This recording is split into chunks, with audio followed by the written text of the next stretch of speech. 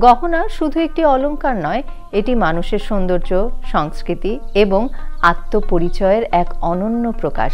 বিশেষ করে আমাদের দেশে গহনা তৈরির শিল্প বহু শতাব্দী ধরে চলে আসছে এবং প্রতিটি যুগেই এটি আলাদা বৈশিষ্ট্য নিয়ে আবির্ভূত হয়েছে। বাংলাদেশের ঐতিহ্যবাহী গহনার মধ্যে রয়েছে সোনার চূড়, নাকফুল, কানের দুল, হার, হাতের বালা এবং পায়ের নূপুর।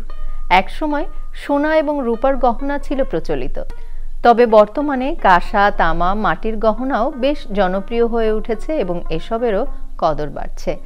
আধুনিক ডিজাইনের পাশাপাশি ঐতিহ্যবাহী নকশা এখনও বিয়ে, পার্বণ এবং উৎসবের সময় বিশেষভাবে ব্যবহৃত হয়।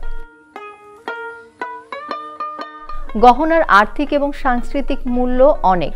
এটি শুধু নারীর সৌন্দর্য বর্ধক নয়, অনেক ক্ষেত্রে সামাজিক অবস্থান এবং অর্থনৈতিক ক্ষমতার প্রতীক হিসেবেও ব্যবহৃত হয়। বিশেষ করে গ্রাম বাংলায় গহনা পারিবারিক ঐতিহ্য হিসেবেও সংরক্ষিত হয়। এক প্রজন্ম থেকে আরেক প্রজন্ম গহনা হস্তান্তর একটি আবেগময় মুহূর্ত তৈরি করে। গহনার নির্মাণশৈলী এক বিশেষ ধরনের কারিগরি দক্ষতা দাবি করে।